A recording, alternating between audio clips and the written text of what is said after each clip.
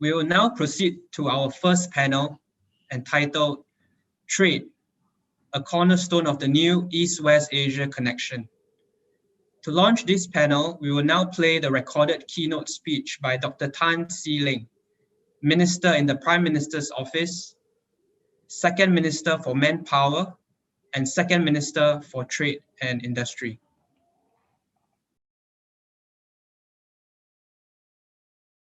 Mr. Bilahari Kausikan, Chairman of the Middle East Institute, distinguished guests, ladies and gentlemen, a very good afternoon from Singapore.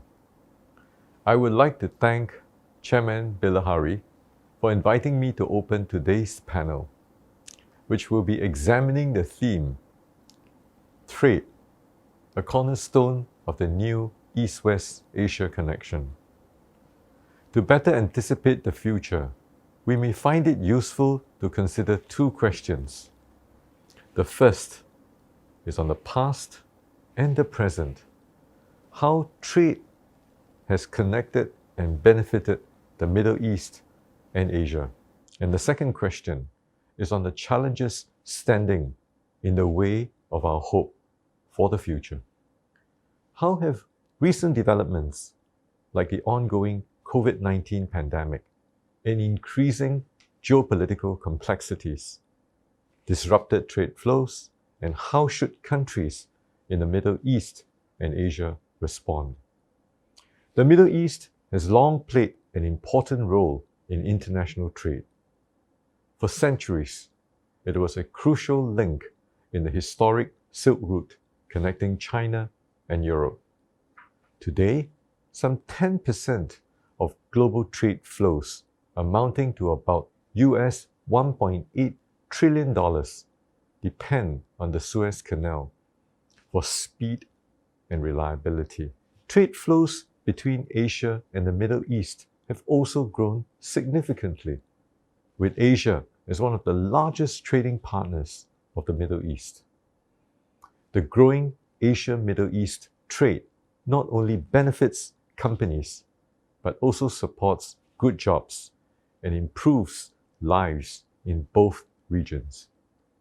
The importance of free trade and the free flow of goods and supplies are underscored by the COVID-19 pandemic. Although the aviation sector was badly hit, maritime shipping continued to connect and facilitate the flow of goods between Asian hubs such as Singapore and major Middle Eastern seaports like Jebel Ali and Jeddah, from ensuring that trade continues to flow unimpeded to keeping critical infrastructure such as air and seaports open to support the functioning of global supply chains. Asia and the Middle East have much to learn from each other in strengthening supply chain resilience. I hope that the panel can examine this point in more detail later. Beyond learning from each other, there is potential for deeper economic engagement between Asia and the Middle East. Some experts have written about this century being the Asian century and noted that Middle East countries and companies are looking east for opportunities, particularly in East Asia. The Regional Comprehensive Economic Partnership, RCEP, agreement was recently concluded among all 10 ASEAN member states and 5 ASEAN FTA partners, opening up new opportunities for mutual trade and investments. When implemented, RCEP will be the world's largest FTA, covering 1/3 of the world's GDP and 1/3 of the world's population. Given RCEP's geostrategic significance, there has been interest from countries in other regions, including the Middle East, to join the agreement. This is possible because of ASEAN's practice of open regionalism as a way to further integrate its economies with the global economy. Indeed, Southeast Asia is a region to which the Middle East should pay more attention to. Southeast Asia is projected to be the fourth largest economy in the world by 2030. The region's economy is also projected to recover in 2021, with overall GDP growth expecting to rebound to 5.6%. In particular, Southeast Asia's infrastructure needs present a very large slate of investment opportunities. An estimated $210 billion of infrastructure investment is required annually in Southeast Asia in order to maintain and sustain its economic growth. Government spending and public resources will certainly be insufficient. PricewaterhouseCoopers, PwC, estimates that there is a combined annual infrastructure financing gap of $102 billion for ASEAN countries. This gap presents opportunities for Middle Eastern sovereign wealth funds and private sector investments. Singapore is the ideal launchpad for Middle Eastern companies to access Southeast Asia. Singapore's bilateral trade with countries in the Middle East grew at a compound annual growth rate of 4.2% over the past 5 years to reach approximately $43.2 billion, or this is equivalent to Singapore dollars 57.5 billion. This growth is supported by the Gulf Cooperation Council, the GCC, and Singapore Free Trade Agreement, which eliminated tariffs on many products and granted market access to various service sectors. Driven by low oil and gas prices and the pandemic-induced global economic slowdown, some countries in the Gulf have accelerated their economic diversification efforts.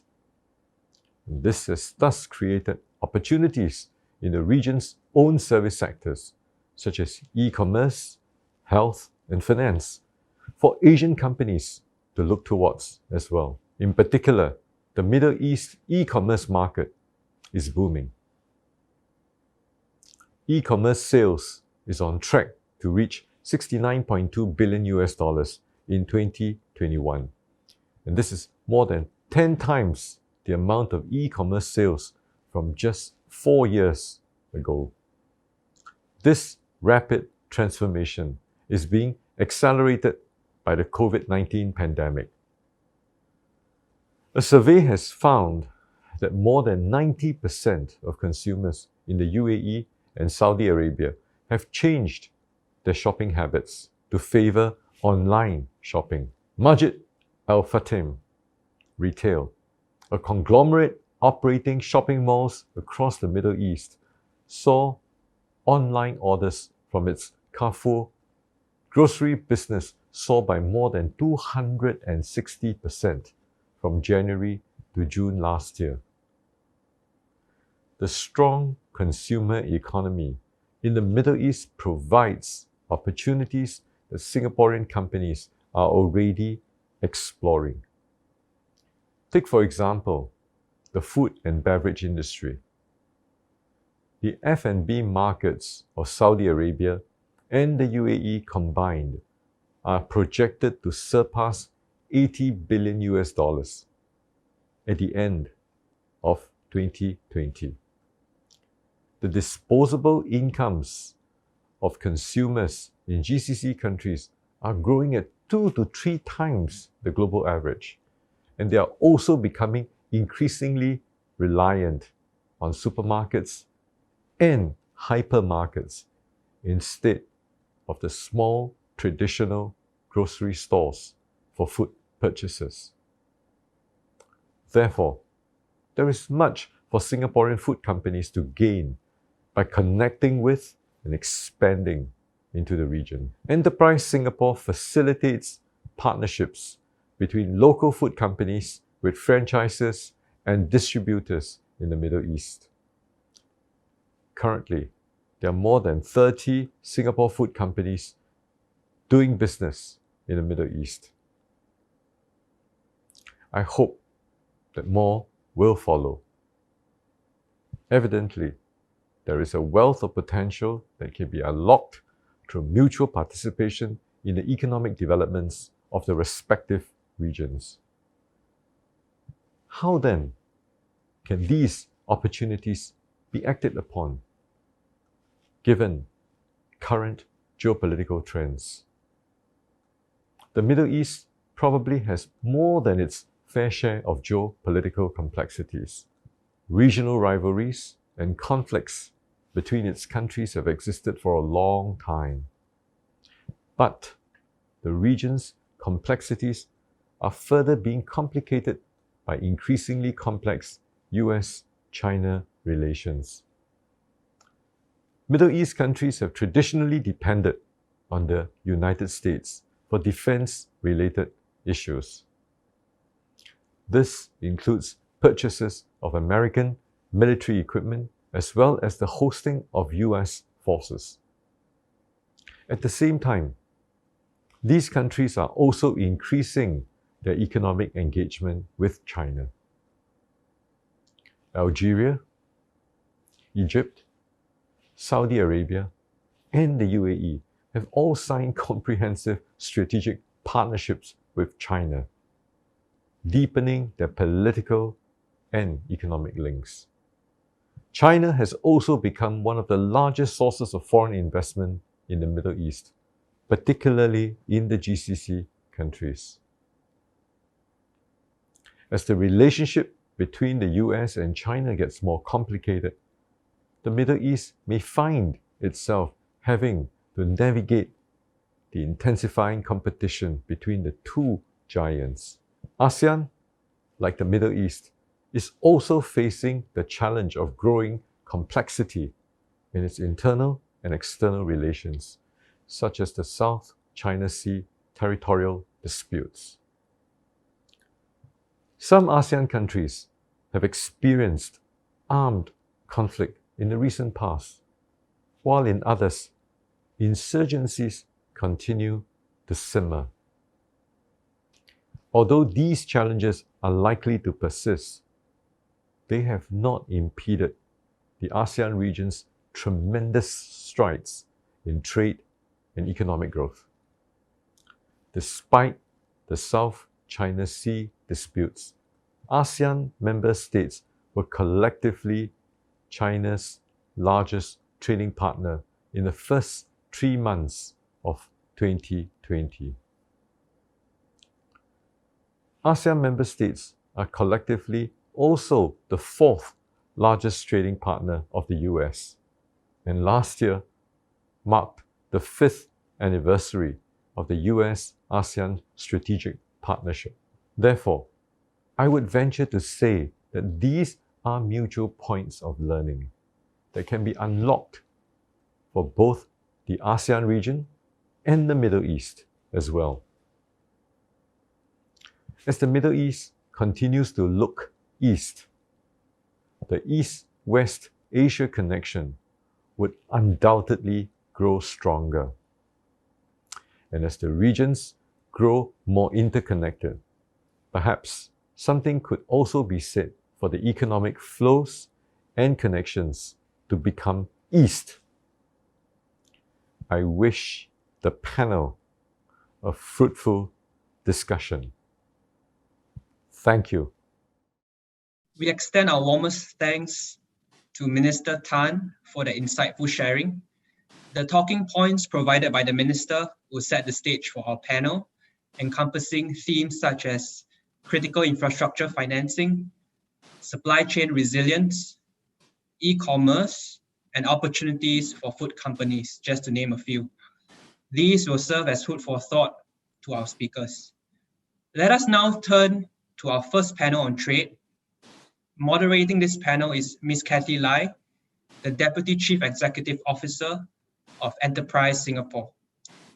Ms. Lai is currently overseeing global markets and has over 15 years of experience in international trade. Please allow me to hand over to Ms. Lai, who will moderate this first panel. I would also like to invite our panelists to turn their videos on, and to our audience, if you'd like to put your question forward later on in the Q&A session, please use the Zoom function. Ms. Lai, please. Thank you, Clemens. Thank you, everybody, and welcome to the first panel discussion. Before I start, I would like to formally and warmly welcome our distinguished excellencies from various embassies who have joined us for this conference. Ambassador of Norway, Kazakhstan, Uzbekistan, Egypt, France, Republic of Korea, Israel, and also my very dear ex-boss, Ambassador Chan Hin-chi. Welcome to this conference. We are slightly overrun in time, so let me be very brief. First of all, let me first introduce very briefly the panelists of this panel. And if I could ask you to switch on your videos and give a little wave, that would be nice. But I will also give a more extensive introduction before I bring you on for your presentation. But for the benefit of the audience, we have on our panel, Dr. Choi Bing Yu, Professor of AWAS Women's University and President of the Korea Foundation for Advanced Studies, Mr. Masakazu Toyoda, President of the Institute of Energy Economics in Japan, Professor Omar Al Obiyatli, Director of Research, Bahrain Center for Strategic International and Energy Studies, Professor Shen Ting Li, Director, Program on Arms Control and Regional Security, Fudan University. Welcome to the panel. The organizers were very kind to give me some time, perhaps, to explain why I am the moderator. So let me spend a few minutes, not fully 10 minutes, just a short while, just to introduce the organization I represent and what we have done in the Middle East. So let me just share a few slides. Give me some time to share my screen. So Enterprise Singapore is a government agency fully funded by the Ministry of Trade and Industry. And we just heard the address of our second minister, setting us the agenda for our discussion. While the name does not mention trade, we have been in the business of promoting trade for a long time because our mission is actually to promote the growth of Singapore enterprises in building their capabilities and accessing global opportunities. And being such a small market ourselves, we import everything, almost everything that we need, consume, as well as what we need as inputs for manufacturing. And we export almost everything we produce. So accessing global markets is really what we do when we help Singapore companies grow. As a result, as you can see in this next slide, Enterprise Singapore has a very global footprint. We have about 36 offices around the world. And the Middle East market is one market where we have established as long ago as 1984. That's 30 years, almost more than 30 years of interest from our companies in the Middle East market. We have two centers there, Dubai, which we treat as a gateway to the Middle East, just as Singapore presents ourselves as a gateway to Southeast Asia. And what we do is we facilitate market access. We help companies find customers as well as find suppliers, since we source everything we need from all over the world. We raise awareness of opportunities in our respective markets. And we also support companies in participating in some of the very flagship fairs that happen in the Middle East. Another agenda that has become very forefront is what we call Global Innovation Alliances. We have about 15 nodes around the world.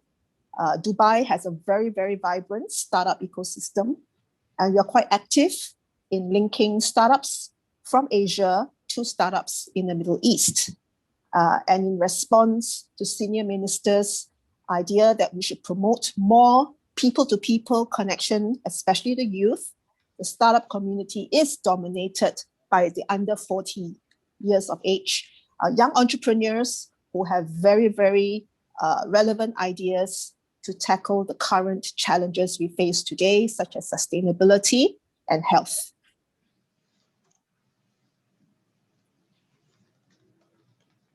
We also have established many free trade agreements around the world. And as you can see, we have 2 FTAs with the Middle Eastern countries, an FTA with Jordan, as well as an FTA with the GCC. And we understand that the GCC is very selective on the FTAs that they will enter into, and we are privileged to be one of 2 countries with a FTA with the GCC. Like many countries around the world, our trade with the Middle East has been dominated by energy imports, and our 2 largest trading partners are the UAE and Saudi Arabia, as well as Qatar for gas. Okay. But from day one, our agenda in promoting trade with the Middle East has been one of diversification, because we are trying to export more and more to the Middle East. And of course, the goods that we export are basically not energy products. As a result, our non-oil trade with the Middle East has been growing, as you can see in the chart below, and it has not been fluctuating as much as the energy trade. So over 70% of our imports from the Middle East is petroleum oil, but there's 30% that are not. We export a lot of equipment, such as in telecommunications, civil engineering equipment. And over the years, we have observed increase in trade in non-oil denominated products.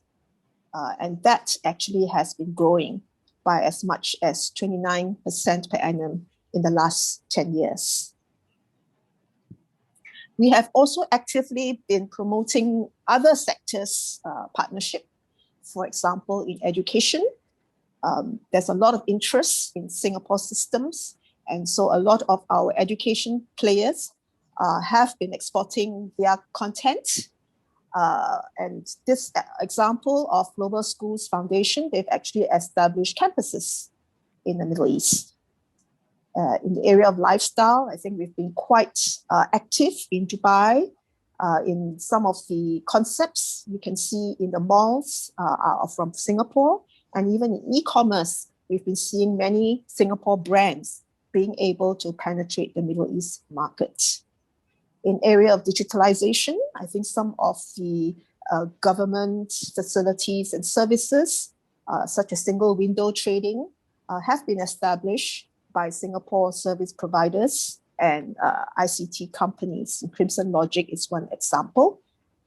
In the area of smart infrastructure as well, we have been trying to promote some of the solutions that we have used in our city to the various cities in the Middle East. Very recent example would be the Abu Dhabi Department of Energy, who is piloting the innovative solutions that are found in Singapore to be exported to Abu Dhabi. In direct investments, many of our companies actually, after trading, after exporting their services, do find that they become more competitive in setting up production facilities. And so these are just 2 recent examples of companies that have set up presence in the Middle East. One, of course, is in the oil and gas field, and the other is in the production of textile products. We are spending quite a lot of our energy in promoting connections between startups. So as you may know, that Singapore has been investing a lot in our own startup ecosystem. We have invited a lot of incubators and accelerators to set up shop in Singapore to invest in promising startups around Asia. Many of the startups who have set up shop in Singapore actually comes from all over the world, not just from Singapore. In fact, some of them are from the Middle East. And similarly, we are also asking our startups in Singapore to look at the Middle East market as a good market to test bed their solutions and also to collaborate with like-minded startups originating from the Middle East. As a result of our promotion and investment, we rank quite high in the Global Innovation Index. In Asia, we are number 1. And we are actively promoting the connections between the startups in Singapore and the startups in the Middle East. Every year, we organize one of the largest festival of startups to showcase their solutions and to pitch their solutions to corporates as well as governments. It's called Switch. And Slingshot is the competition. And we have actually welcomed many Middle Eastern startups to pitch their solutions, as well as Middle Eastern corporates to come and look for solutions that originate from Asia that could be very relevant to meet their challenges back in the Middle East. So on the slide, you can see one of the challenges that we've organized was a trade and connectivity challenge, looking for solutions to drive efficiency in aviation, sustainability in maritime and logistics. And in fact, we have matched many corporate interests to startup solutions. One example here is the TriStar Group, which is a UAE company, and they have actually looked at some of the startup solutions from Singapore and invited them to test bed their solution in their company. So Enterprise Singapore will actually continue to facilitate connectivity between the Middle East and Asia, both in the area of trade, promoting our respective products to each other, facilitating partnership between corporates and conglomerates, and also to share our ideas and solutions to meet the challenges that we are facing for the future. One footnote on the challenges of COVID, we have not relented, even though our businessmen cannot travel to each other to further their partnerships. We are using the digital stage very actively, and I'm happy to report that Middle Eastern companies as well as government officials appear to be swimming well in the digital sphere, and we have actually matched real companies' interests with each other, and many discussions are followed through even on the digital platform, and contracts have been signed. I personally have witnessed a contract that completely began and ended the sales cycle digitally, virtually.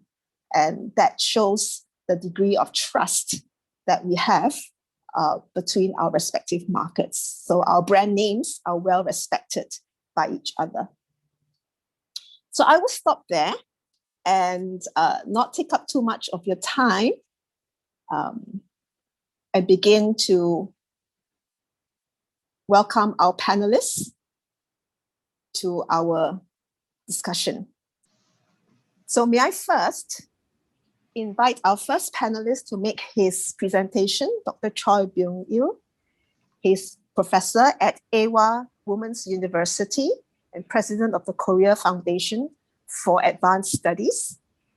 Dr. Choi is most recently the president of Korea Economic Research Institute as well, and it's a think tank representing the Korean business sector.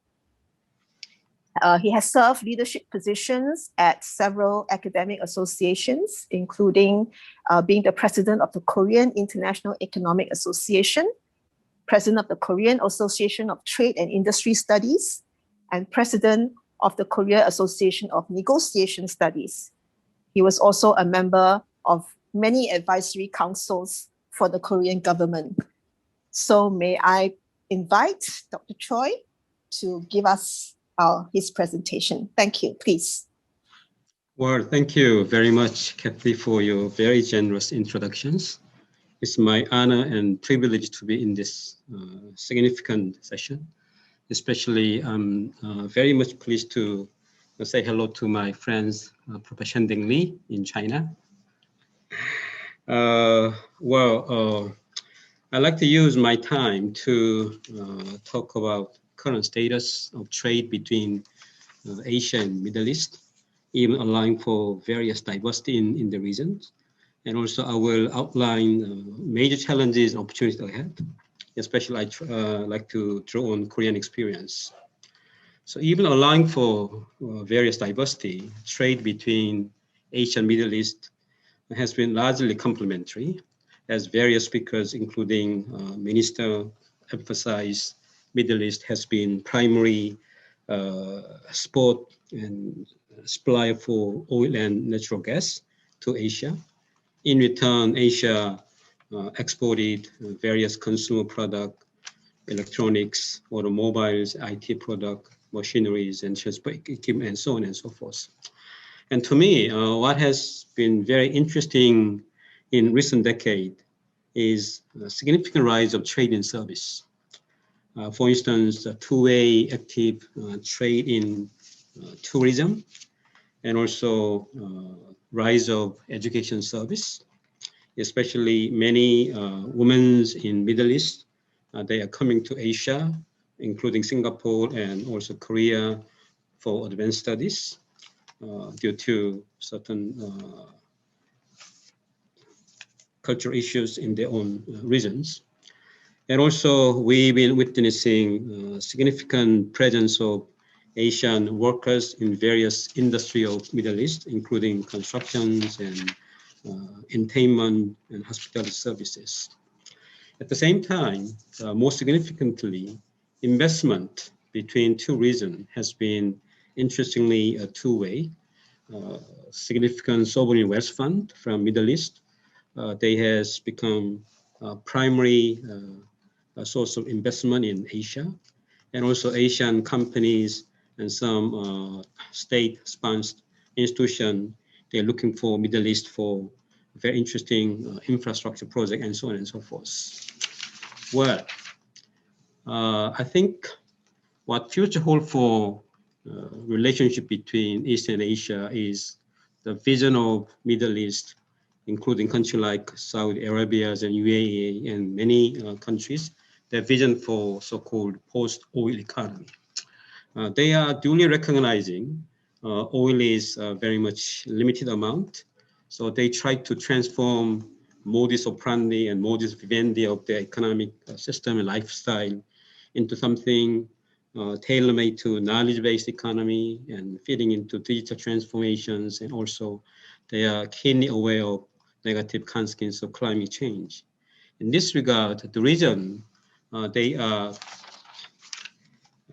producing growing demand for first-rate education service and very effective healthcare service, and also demand for sustainable environment, and also demand for diverse and useful content for growing young generations. So in this regard, I think Asia has a lot to offer. Asian experience is going to be very instrumental. As for Korea, this new vision of Middle East gave rise to some very interesting mutually beneficial cooperation project. For instance, several Korean hospitals, they become partners in developing healthcare system in some key countries in the Middle East. And also they become the forerunners of providing experimental smart city project, including e-commerce, which the minister mentioned. And smart farm is also very interesting. And in recent time, K-pop and K-dramas and K-food, they has become enjoying a growing presence in young generation of Middle East. However, we need to recognize growing concerns and growing challenges, as duly mentioned by Minister. The first one is the geopolitical competitions between major powers.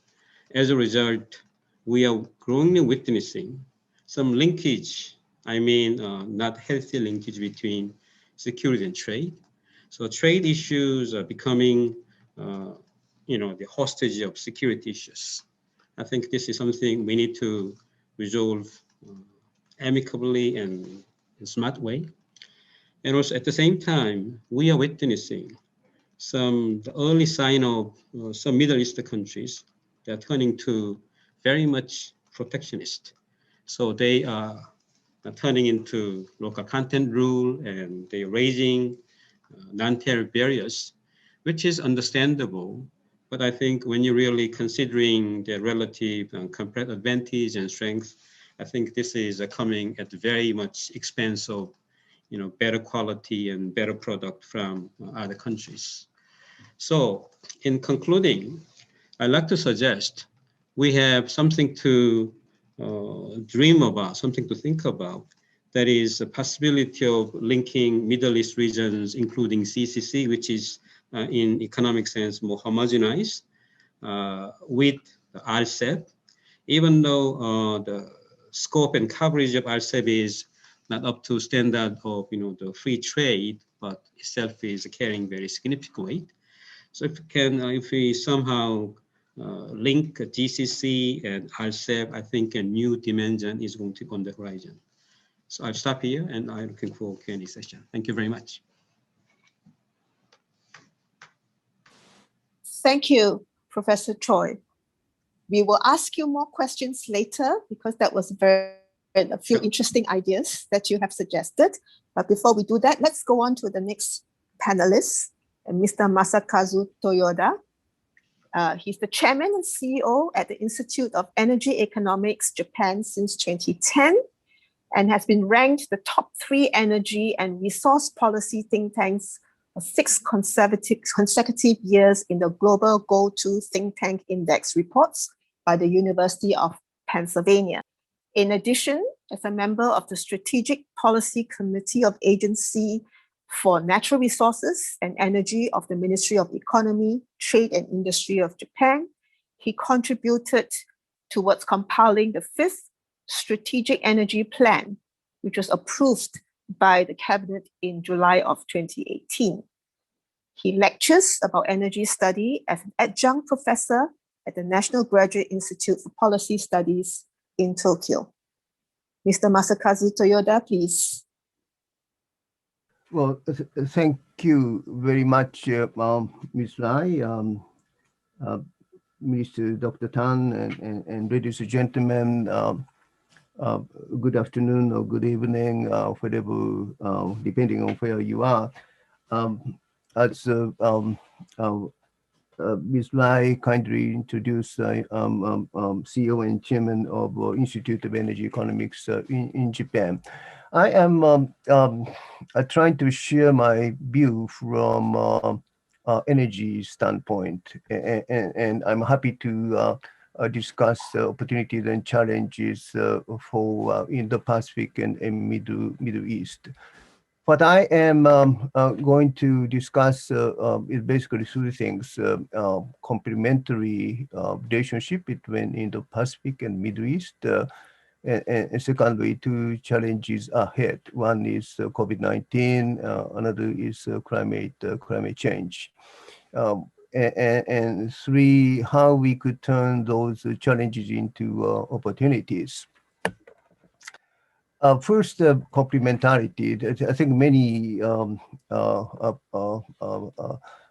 previous speakers, including Minister himself, talk about complementarity between Indo-Pacific and Middle East.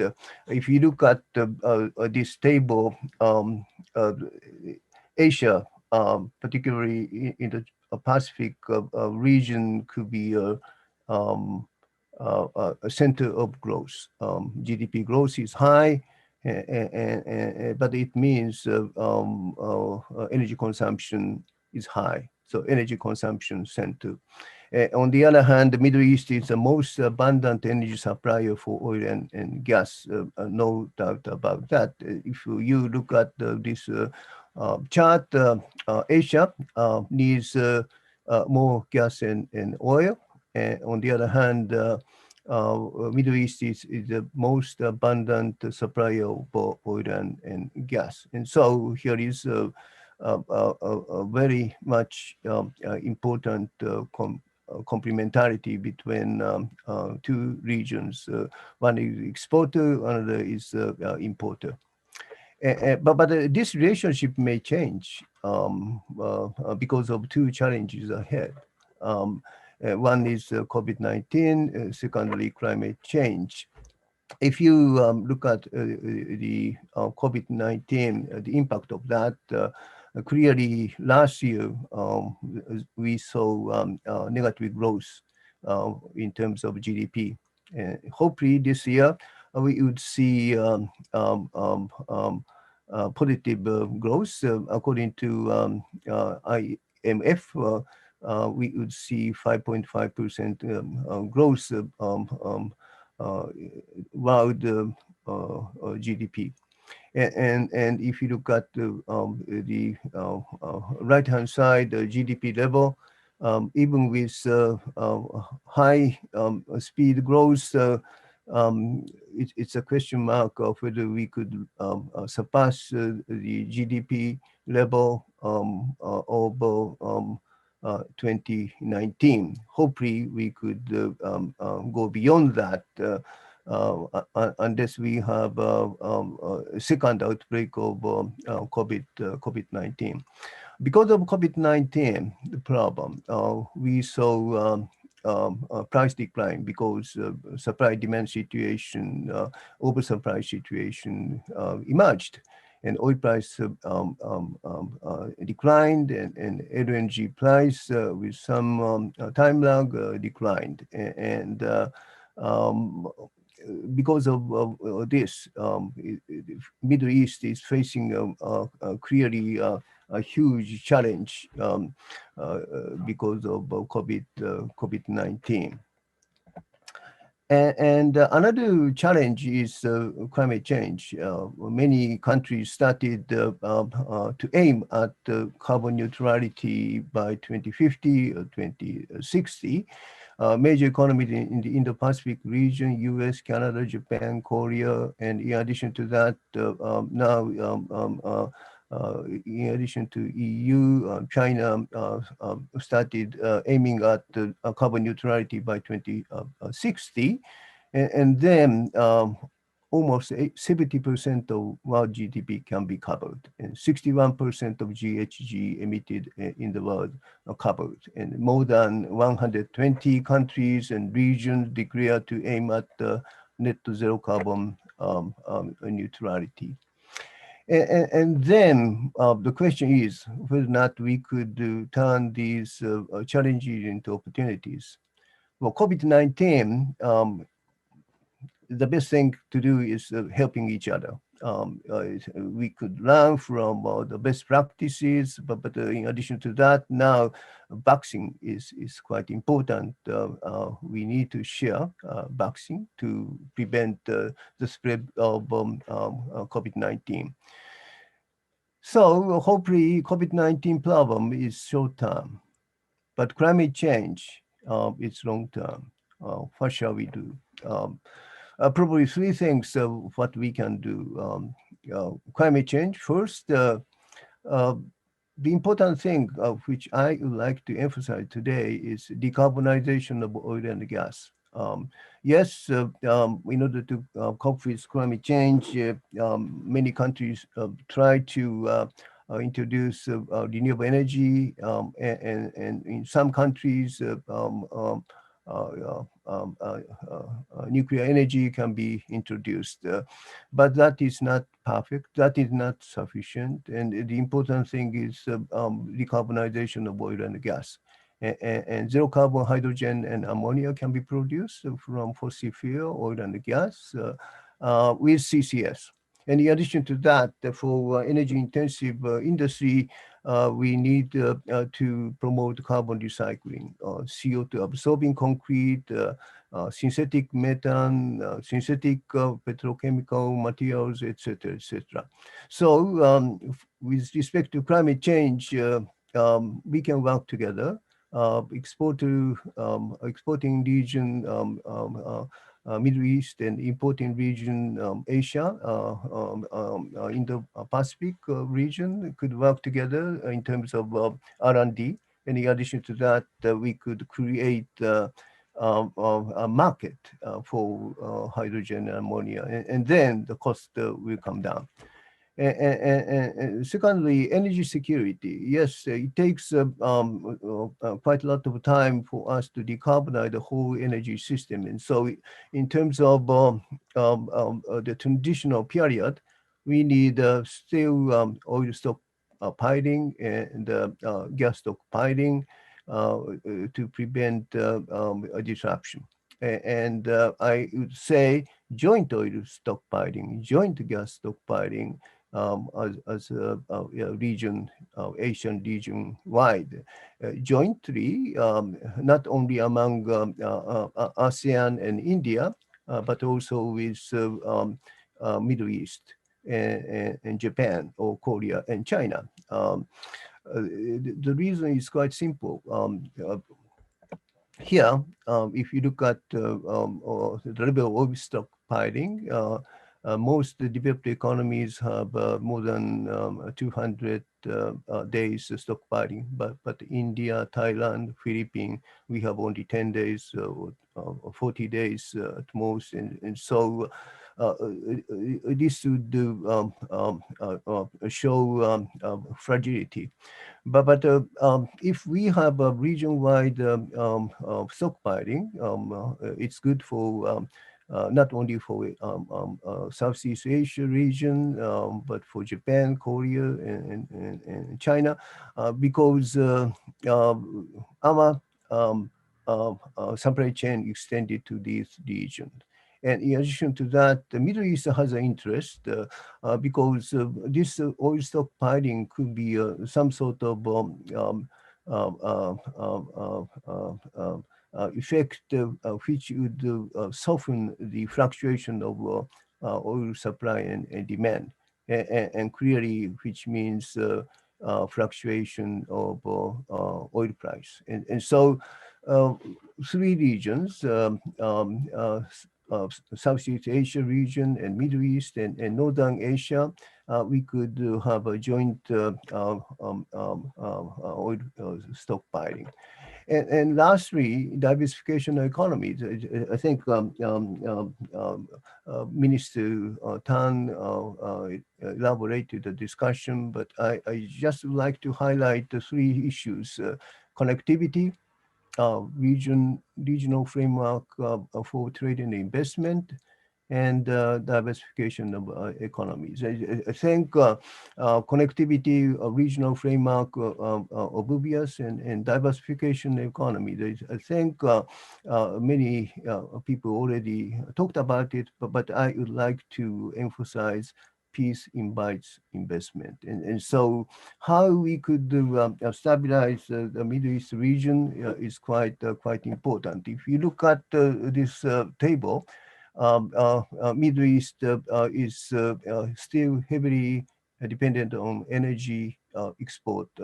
Middle East countries are trying to diversify their economy.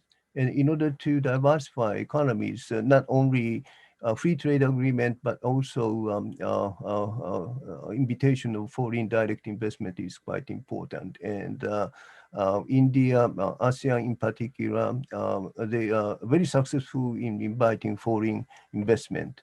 And regional cooperation, perhaps Minister Tan said, a lesson from ASEAN, very useful for Middle East region. Well, in conclusion, I just like to emphasize the complementarity of the two regions, and we have two challenges, but it does not necessarily disturb our relationship. I think we could turn those challenges into opportunities with joint efforts. Ms. Lai, thank you very much. I conclude this at this point. Thank you very much. Thank you, Mr. Toyoda. That was a very comprehensive presentation covering all the topics that we wanted to talk about. But before we ask you questions, let's move on to Professor Choi Bing Yu, Director of the Programs on Arms Control and Regional Security at Fudan University. He was a former Executive Dean at Fudan University's Institute of International Studies and also former Director of Center for American Studies. He is also an honorary visiting professor at Washington University in St. Louis, Missouri, in USA. He has taught international security, China-US relations, which is really very hot topic now, China's foreign and defense policy in China, the US, and the Semester at Sea program. His research and publication covers China-US security relations, regional security, and international strategy, arms control and non-proliferation, foreign and defense policy of China and the US, etc. Professor Choi, over to you. Thank you very much, Ms. Lai. I thank Middle East Institute at NSU for inviting me. Nice to see Professor and President Choi. Long time no see. Trade. Country normally trade for benefits. We don't need to produce everything. Sometimes we intentionally not to produce because it will be more costly if we produce. As long as we can buy, we can buy. And we can sell, we can buy, and other countries do the other sides. So the matching of supply and the demand sides meet. Just like Singapore, where East and West meet. And where Indian Ocean and the Pacific Ocean meets. So Singapore does not need to have energy. Singapore can buy energy and refine energy and then sell energy, and Singapore becomes rich. The mind, smartness. We have a lot to learn from Singapore.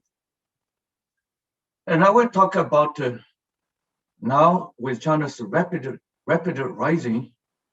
China is one of the biggest trader in the world, maybe the #1 trading country in the world, at least the #1 exporter. So America complains a lot why China exports so much. And China may have stolen the US technology, Huawei 5G may have something to do with safety, and Huawei may be financed and backed by China's military. So US need to punish Huawei and ask its friend not to allow Huawei in. So China would lose a chance to build a better technology, to sell more, to be more prosperous in near future. But that would at most slow the China's development, but would not stop China's development. Could we talk, negotiate to understand each other's legitimate sensitivity and to find workable formula to make America feel comfortable and China feel better? I would say there are a number of issues we may be concerned.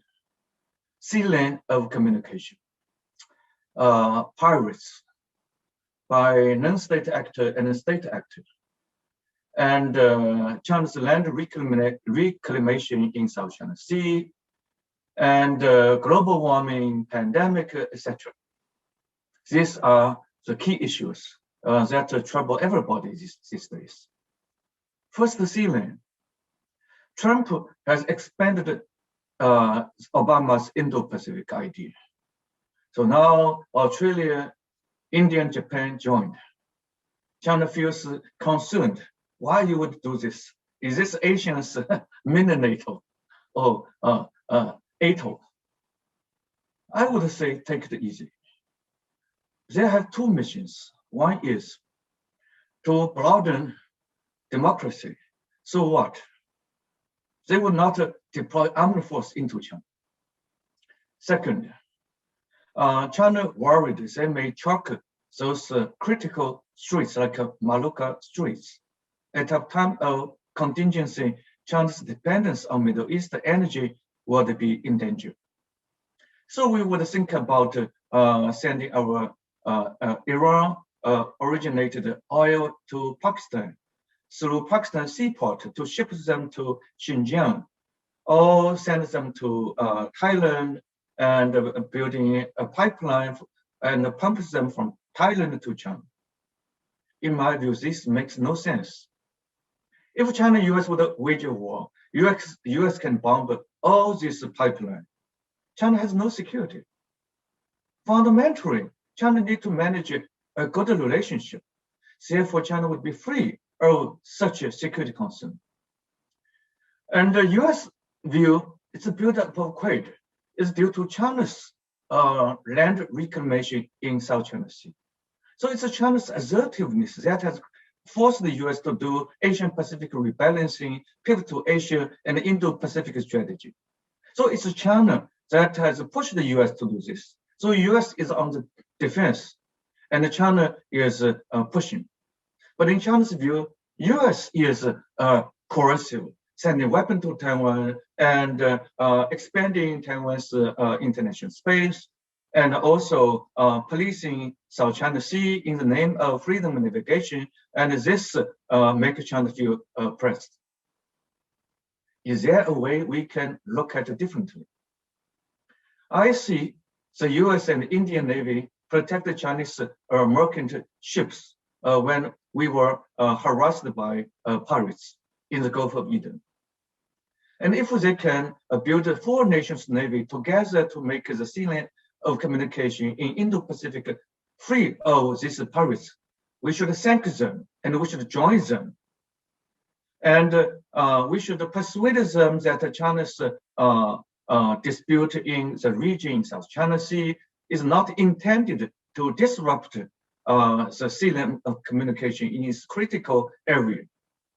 And China would not disrupt the sea lane because China is the biggest user of the sea lane. Why China would disrupt its own prosperity by hurting the international sea communication? We should talk to US, talk to Japan, India, and Israel and Australia to make them convinced China would be mostly harmed by what they would perceive China would do. And China would be happy they can continue to provide security to China. And for the last more than 10 years, China has provided, has stationed its naval fleet in this Gulf of Eden area to protect China's own sea lane of communication and extend its protection to other countries' merchant ships. And over time, we found a base in Djibouti. Therefore, our ships would not be very busy sailing between the region and China. So we have a home port to have a rest. And this is pure for regional stability, for providing regional common goods, not to disrupting US conventional and military shipping in the area. And they understand. Second, due to our problem in East Asia, North Korea's nuclear issue, China cannot do business with it. Our trade is hurt by North Korea's nuclear program. We joined the US and other countries, including Japan, South Korea, to beat North Korea, to sanction it per various UN Security Council resolution. And say, sometimes they listen, sometimes they ignore it. China and US should double our effort to make North Korea to be more painful rather than to be awarded. Meantime, we should not employ President Trump's approach. Unless North Korea would abandon everything, don't lift any sanction. We should do parallel, face the program. North Korea abandons them, and international community lifts them. They abandon more, we lift more, we lift more, North Korea abandon more. And the US also applied the wrong approach to quit JCPOA, a similar problem. Not to test the nuclear weapon yet, but maybe quite close. But luckily, Obama has negotiated together with other 5 countries to make a 6+1 deal, and Trump withdraw because Iran may have not satisfied all the U.S. expectation, so U.S. withdrew. That made Iran not allow from a few days ago the challenge inspection. That makes us more uncertain what Iran is doing immediately after one IAEA inspection and before the next one. In between, what they are doing. We are not permitted by Iran of the challenge inspection. No good.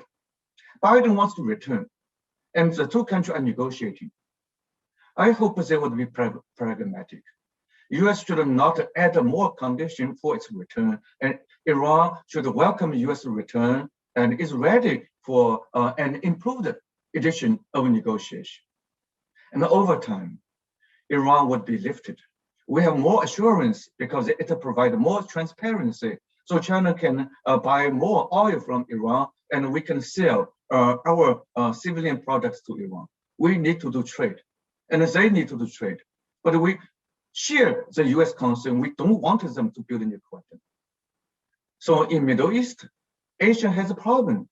In our part, East Asia, we have a problem. The two problems have same nature. Some countries care to build a nuclear weapon for their security, and that make other countries to feel a lot more insecure. And Singapore, ASEAN country can help.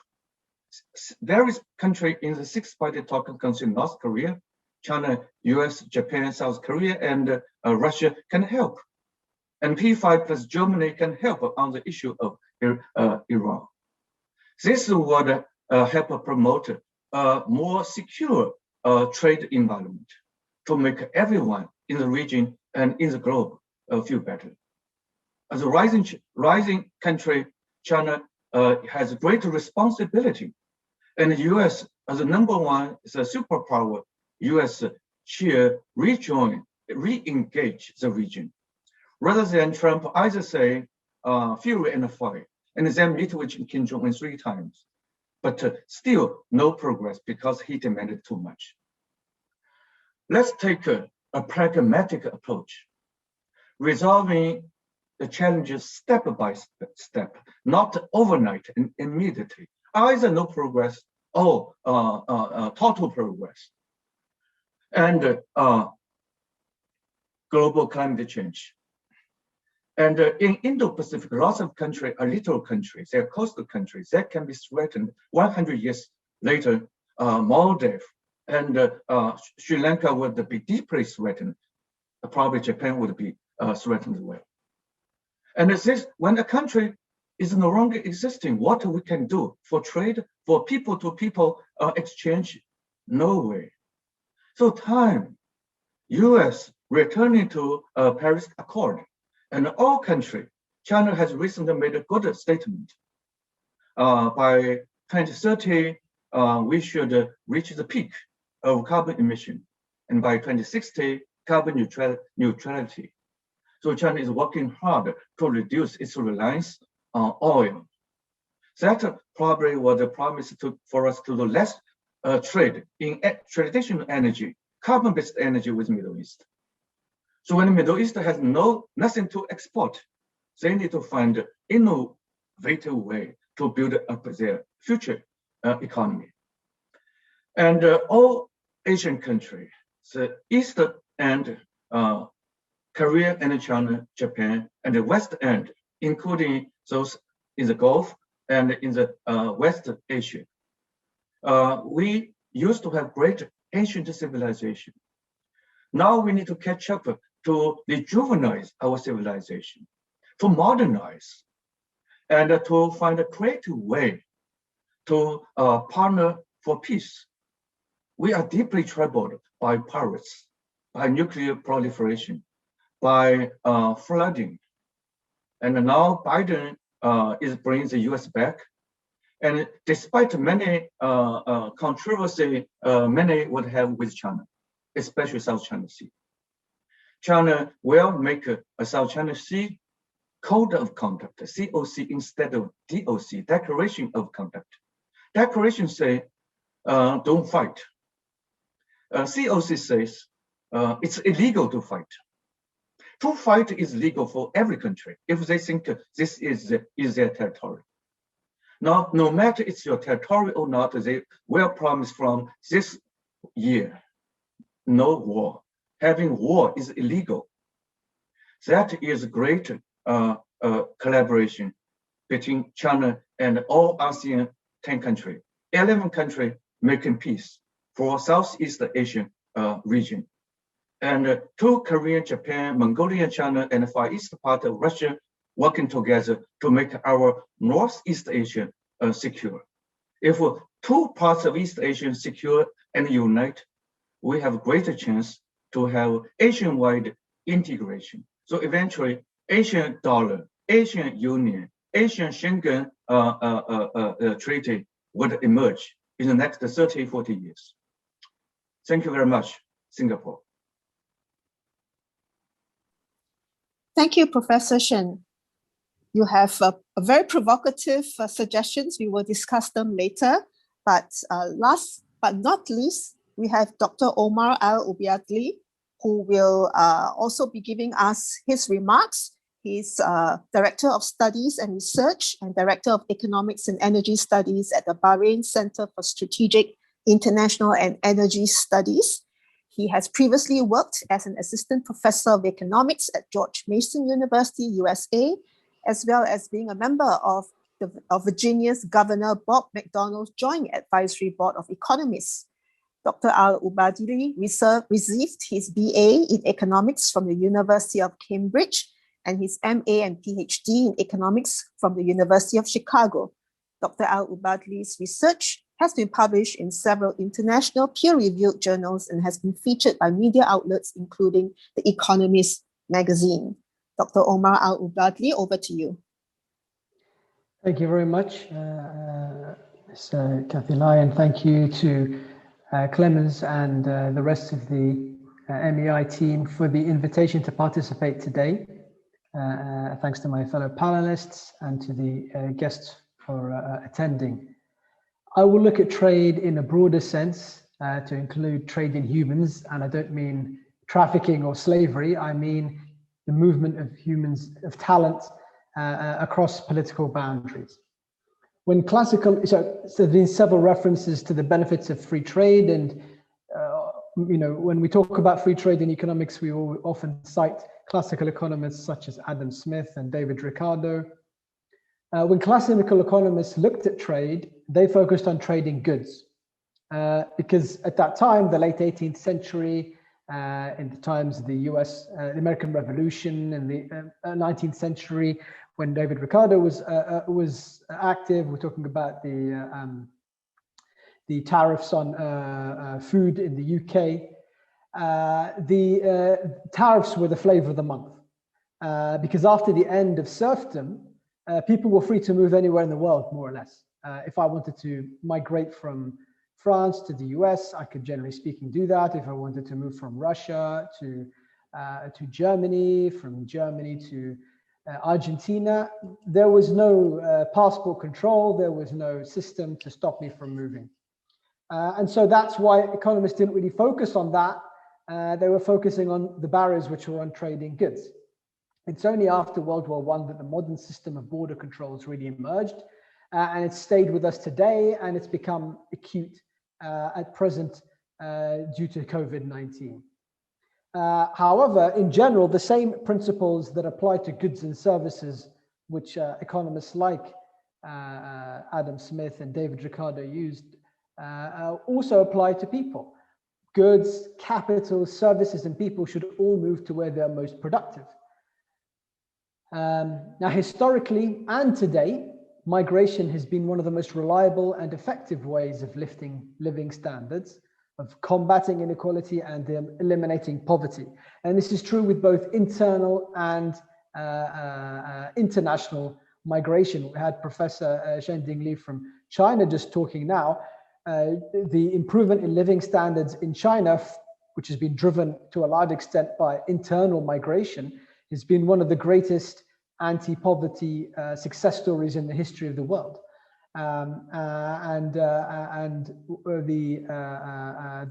China has also, many people from Asia, from the entirety of Asia, have been migrating to OECD, to Western European countries and to the US throughout the last 200 years. And this has contributed to improving living standards in all areas.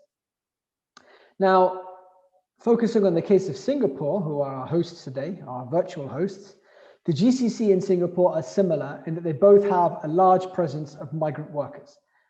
In the case of the UAE, for example, it's huge. It's almost 90% of the people who are living in the country. So it's not quite as high in countries such as Singapore, but in general, compared to many other countries, the GCC and Singapore have very high representations of migrant workers. This is partially due to their small size and the abundance of capital. So countries like Singapore and the GCC have historically had high levels of capital, meaning that they could grow quickly, but in order to realize that growth, they need hands, they need people. And so the quickest way to get those people, rather than having to requiring your population to give birth to them and to train them, is to import them. But in addition to these economic drivers to the migration, there's also been there's also the fact that the GCC and Singapore also involve cultures that are open to foreign cultures. At the beginning of the session today, when I think when Dr. Choi was speaking, and also during the keynote, there was a mention made to the Middle East being on the trade routes between East and West. And so countries, especially Bahrain, where I'm from, are used to the flow of people in and out, and this has made the countries relatively open to foreign cultures. And this helps sustain higher levels of migrant workers. However, one area where Singapore has outperformed the GCC is in integrating foreign talent. So the GCC countries historically do not naturalize. We have migrant workers on guest worker visas, and this has impeded innovation for several reasons. So Singapore has very high levels of innovation, and an important part of that is the fact that it's naturalized foreign talent, whereas the GCC countries have low innovation, and an important part of that is they do not naturalize foreign talent. Why is only giving foreign workers guest worker visas an impediment to innovation? Well, first of all, talented foreigners don't invest in local systems, and they don't transfer knowledge to locals if they don't have citizenship. If you're only staying there for 4 years, you don't take the time to build something, to build excellent universities, to train up locals. In fact, you may even think that training locals will be bad for you because they'll replace you when you're not a citizen. But in the past, this has not been a problem for the Gulf countries because oil prices were rising and new oil deposits were being developed, and climate change was not considered a global priority. And so they could live without high levels of innovation. They could still realize high levels of living standards. But now it is important for many of the reasons mentioned by my co-panelists, such as climate change and such as the economic problems associated with COVID. Singapore, on the other hand, has long established sophisticated systems for integrating foreign talent and structured efforts at having foreigners transfer their knowledge to locals. And this is a critical reason, as I mentioned, for Singapore's high level of innovation. Singapore, for example, gives scholarships to young, talented foreigners from countries such as India and other countries in Asia, and then it will offer them citizenship as they develop and as they prove their ability to integrate into Singaporean culture. Now the GCC countries are allowing naturalization. You may be following, Saudi Arabia has allowed permanent residency and has started to allow naturalization under very specific circumstances. The UAE has been more aggressive and recently allowed not just naturalization, but allowed naturalization with dual citizenship. So if I'm from, for example, Brazil or from South Africa or from Russia, and I want to become a UAE citizen, I don't need to surrender my Russian or Brazilian or South African passport. I can be a UAE citizen and a citizen of my home country. And so this is a positive development. But what GCC policymakers should do is not just copy this, do these sort of superficial steps. They need to study Singapore's system and look to emulate it, because Singapore has been very successful in integrating these talented foreigners. Naturalizing people who are ethnically different is challenging. Arabs, people who have nationality in Bahrain, Saudi Arabia, UAE, are people who are generally Arabs or from the region and ethnically look quite homogenous. And so we all know that, especially in the current circumstances, naturalizing someone who's ethnically different to you is a challenge for society. But Singapore has shown that it is possible and that it confers many benefits, social and economic on the country that naturalizes them. And the biggest example of that success is the US. The US in the last 500 years has been constantly integrating people from every part of the world, from every race, from every ethnicity. And as a result, it's become the most innovative country in the history of the world. And so these are systems which the GCC countries need to emulate and build upon. Now the question is, in a competitive global economy, what comparative advantages does CCC have when it comes to attracting foreign talent? It's a fair question. Okay, so the UAE allows you to get citizenship. But if I'm a talented Indian, if I'm a talented Romanian, why would I go to the UAE to get citizenship rather than Canada, rather than Singapore, rather than Japan? And beyond what I mentioned before, which is the fact that the GCC countries are generally culturally open, a key advantage is that Islam's two holiest sites are in the GCC.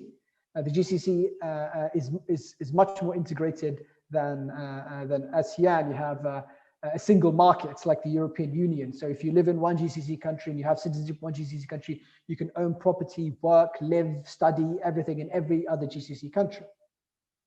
And for Muslims, the two most holy sites, which are Mecca and Medina, are in Saudi Arabia.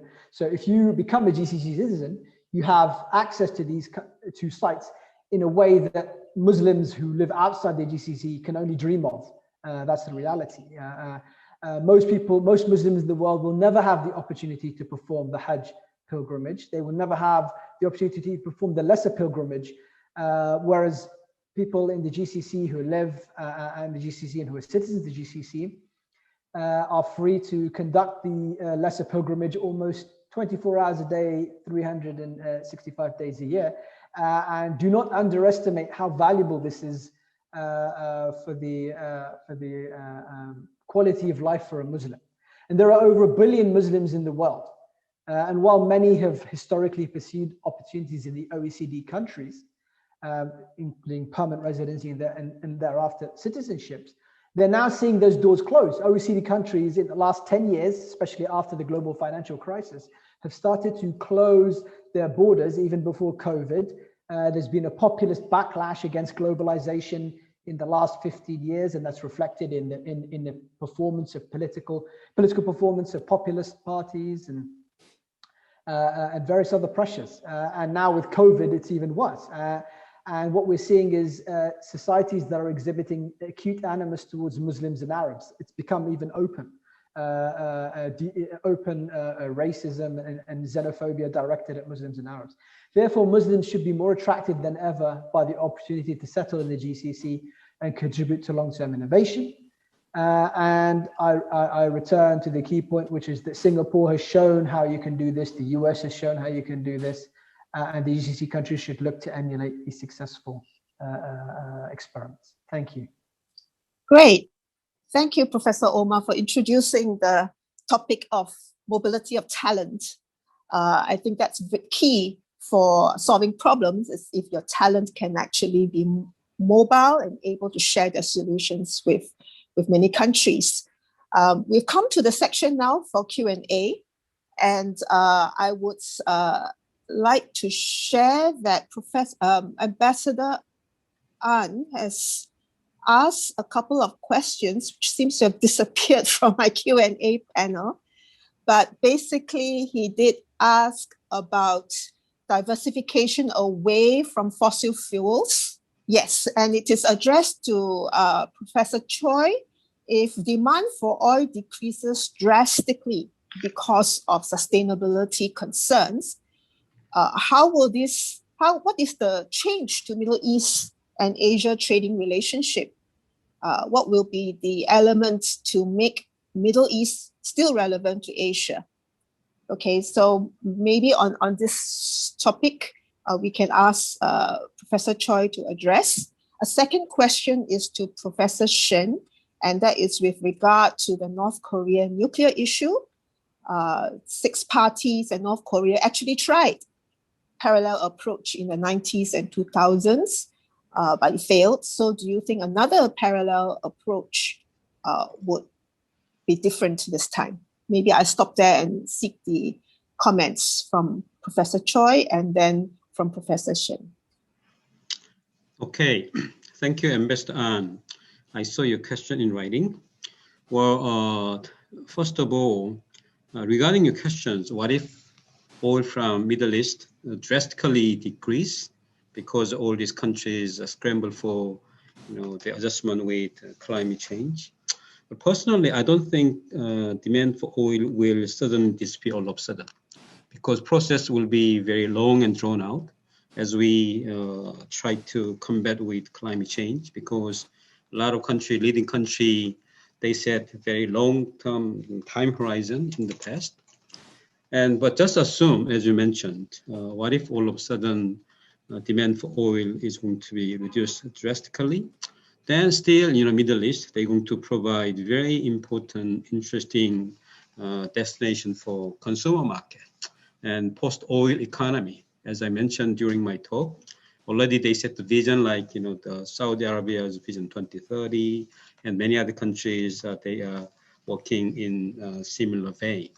So that means a lot of demand for, the healthcare system, education system, and also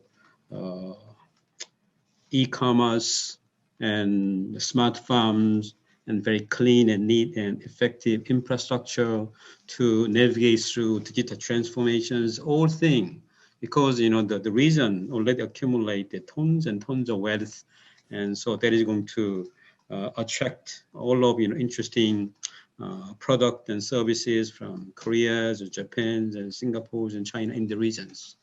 So I'll stop here. Thank you very much. Thank you. Professor Shen, would you like to address the parallel process for the nuclear discussion? Ambassador An's question is, since a previous parallel failed, what another parallel would succeed? This, personally, I don't think North Korea would abandon nuclear. But I would still try to contain it, control it, not to expand it. We call it total nuclear disarmament, denuclearization. But actually, our best luck is a partial nuclear disarmament. Without a talk, this is not possible. They would not automatically come to disarm. They would say, give me something. If we don't give anything, they certainly would not abandon. If we give something, they may still not abandon anything. But it's likely they may abandon some less important thing, some nominal thing, in a symbolic way. So let's do step by step. US want China to abandon the reclaimed 7 artificial rocks. I don't think China will. But what could China not to build more? The 8th, not to expand, to demilitarize, not to militarize these places, and honor its word, using this only for defense, not for disruption of the regional shipping and freedom of navigation. If you don't talk, good things may less likely to happen. If you talk, especially if the US would behave itself by honoring its commitment on Taiwan by not giving weapon to Taiwan.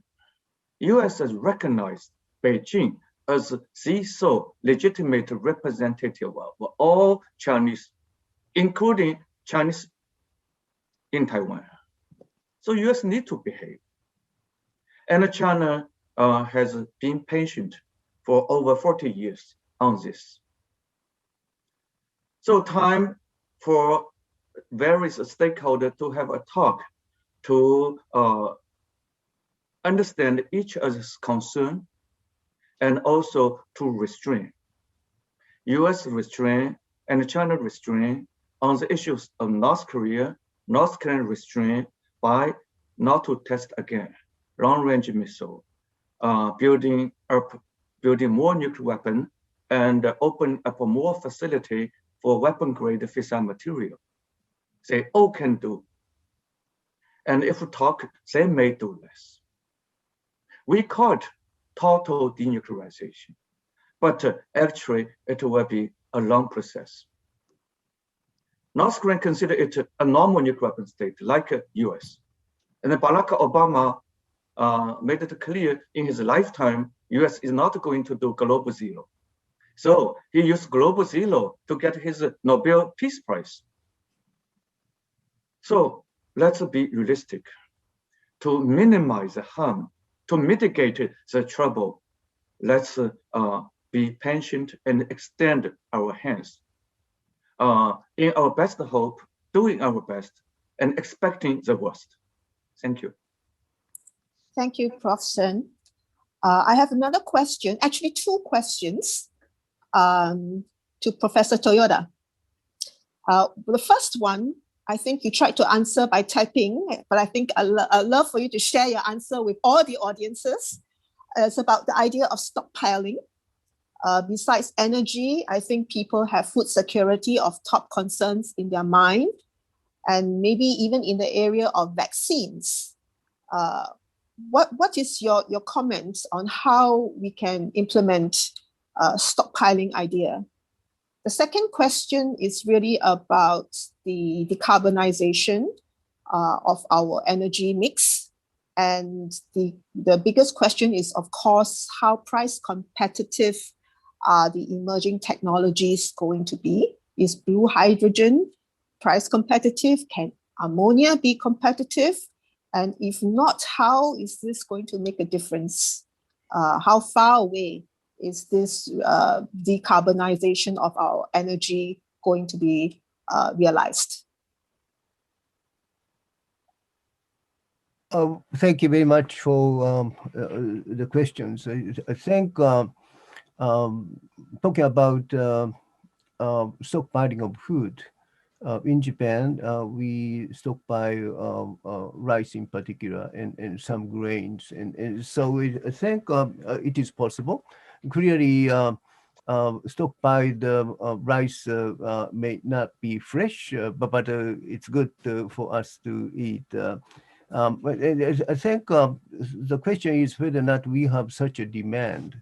At this moment, thanks to global free trade, we have a lot of supply of grains and other food from many countries. Japanese self-sufficiency ratio is declining quite a lot, and so rice is a special one for Japan. But if there is a demand, clearly we could have a joint stockpiling, and maybe climate change would necessitate us to work together on that. The second question about the decarbonization of oil and gas, I think first, perhaps ammonia could be commercialized not far in the future. Actually, the ammonia is being produced already for a chemical product, and there is a supply chain already. There are ships and they can carry them, And so the question is whether or not we could reduce the cost of ammonia production. And I think perhaps it's because of CCS, the price is not cheap. At this moment, maybe 3 times or 5 times higher than comparable energy. But if we somehow subsidize CCS technology, and if the market expands, it could be reduced. And we tend to think in Japan, perhaps in mid 2020s, we could start commercializing ammonia. And hydrogen takes more time because if we try to transport by ships, we need liquefy hydrogen, and the temperature is much cooler than minus 250 degrees, and so we have to have special ships. Already, some Japanese company built demonstration ships, and so it's coming, but it takes more time to commercialize.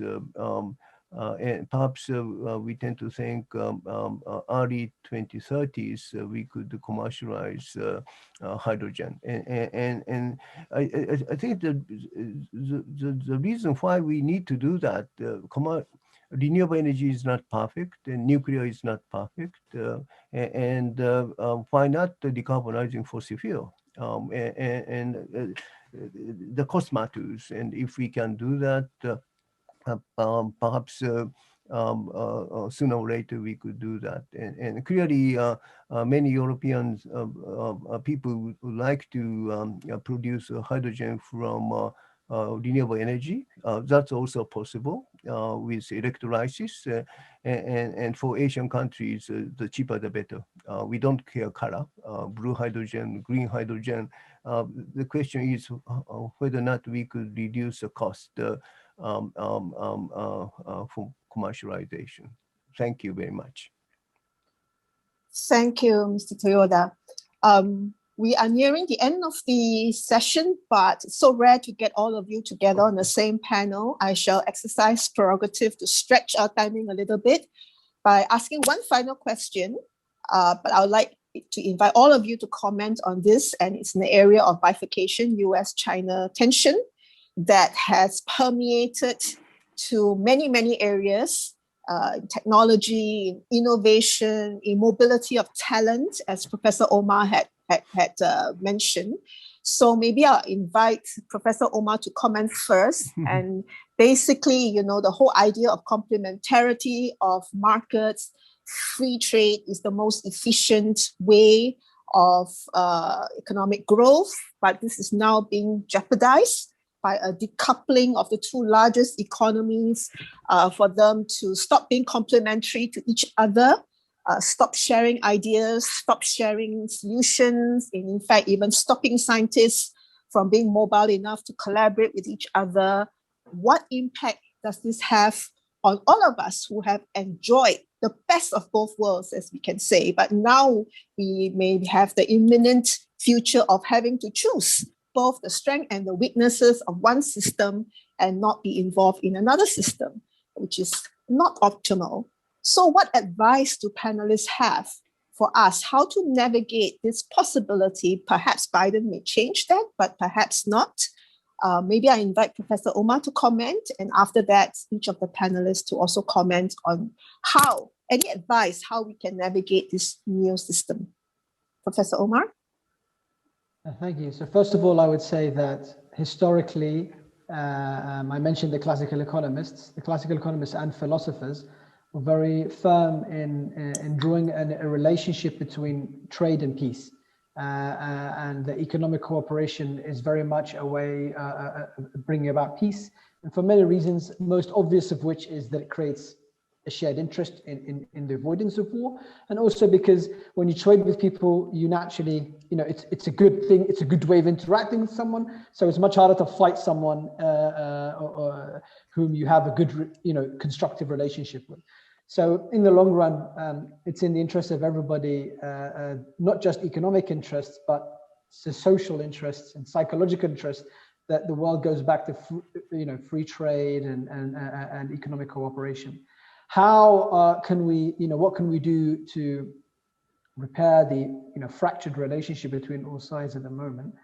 I think that part of the problem is that at least in terms of the international community, is that many sides across the entire world have decided to act unilaterally rather than acting under the guise of the international system, and this is something that's making solving problems constructively very difficult. So what I would urge people to do is to go back to using international systems. Having said that, some of the countries that have stopped using international systems have done so because they feel that those organizations need reforms. So I would urge all countries to be serious about listening to the needs for reforms and implementing those reforms. But we lived through a bipolar world from the end of World War II with the Soviet Union. It was very damaging, but we got through it. I'm hopeful that we won't have to go to that, but if it does go to a bipolar world for a while, and you mentioned that many, we will have to choose. Many countries did have to choose between, the Western Bloc and the Soviet Bloc for periods of 20 and 30 years, and it was damaging, but we got through it. And hopefully, we won't have to get through it. But if we do get through it, if we do have to go through it, I'm confident we'll get through it in the end. Thank you. Professor Choi, do you have any advice for us? Well, I don't think I have any clever wisdom to go through, but I try to be realistic. First of all, we have to realize strategic competition between major powers are here to stay. It's not going to disappear all of a sudden. So our attitude should be, we have to have attitude of go through with it. So for instance, if during a flight, you're going through a very bumpy ride, usually you're going to tighten your seatbelt and ready for bumpy ride. But what is really worrisome is, unlike flight in the sky, this bumpy ride will last only, the few minutes, but maybe, half an hour and so on and so forth. But this is likely to be staying with us for a while. So any oral persuasion, like, going back to international organization, international system is not going to buy you. So I think, country, they need to consider what do they stand up for their value and national interest. And also sometimes you have to understand these major powers, they love to flex their muscle and resort to the appetite for economic sanctions. So try to be very realistic. And then I think, you have enough guts to live with it. That's all I can say. Thank you. Thank you. Mr. Toyoda? Yes, thank you very much. It's a very important question. I think for many Asian countries, including Japan, United States is important, and China is also important. And so the solution can be based on rules, international rules. With respect to trade, clearly WTO is important, but maybe WTO is not sufficient at this moment. And how about the RCEP? Maybe it is not sufficient because the issue is protection of intellectual property right. The question is whether or not subsidy is made in a transparent manner. The question is whether or not the investment is made on a fair basis. And clearly the solution is TPP.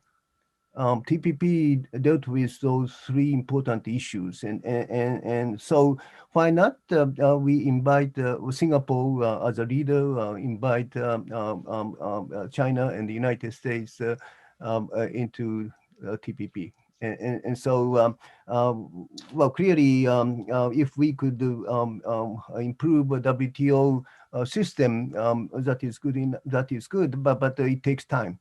And TPP, United States created that substantially, and China is hoping to enter TPP, and so why not we would encourage them into TPP. With respect to this sort of territorial disputes, I think international rules is already there, and international Court of Justice made some decision. Why not respecting those international rules and international judgment? And so the important thing is rule-based solution. We have to find it. Thank you. Thank you, Mr. Toyoda. And final word to Professor Shen. I speak for myself. I cannot speak for any others. First, when Obama left the White House 4 years ago, he left 200 official dialogue at the top level. Second, when Trump left the White House last month, he left 0. He take all dialogues away. Now 0 dialogue. Third, 2 contacts are to come soon. One is climate change. John Kerry is to meet with his Chinese counterpart, Chinese President's climate change envoy. And Dr. Fauci, the White House public health advisor, will soon meet with Chinese famous senior medical doctor, academician Zhong Nanshan. Probably a few more are to come. Fourth, I don't expect when Biden finish his term of this term, he would restore all 200 dialogues. But probably he would create some new dialogue that China-US never had before. But it's important to not only to talk, but also to do. If we talk emptily, we would be more disappointed. We should talk to prevent relations from further deteriorating, but also act by mutually abiding by international law. This is my advice for both countries. Thank you, Prof. Chen. Thank you, everybody on this panel, for your very thoughtful presentation, and also audience for your questions that open further discussions. And I think we take away a lot of food for thought this evening. And I like what Prof. Chen had closed the discussion with, and that is talk alone will not change the world. We must take some action, and action actually will motivate others to even take more action, and hopefully that momentum will continue. So I hand it over back to the organizers. Thank you, organizers, for choosing such an interesting topic for us to spend an hour and a half on. Clemens. Thank you, Ms. Kathy Lai. Thank you to our panelists and our moderator for such an intriguing discussion, and to our attentive audience, thank you for submitting your questions. Please do note that the MEI annual conference will run and be held over 3 days, which means that a second session will be held tomorrow, addressing specifically the role of technology. So if you have yet to sign up, you may register via the link found in the Zoom chat box function. And also found in the chat box is another link to our ongoing film festival, which will run till the 3rd of March.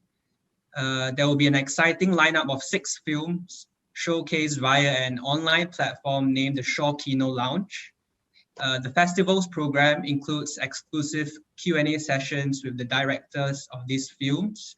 So to sign up, please refer to the link in the Zoom chat box once again, or visit the event section on our webpage. So the links in the chat box will remain accessible for about 5 minutes following the conclusion of today's session. So once again, on behalf of the Middle East Institute, please let me extend my gratitude to our speakers today and to our audience. Have a great evening, and of course, see you tomorrow. Thank you. Thank you. Thank you very much. Thank you.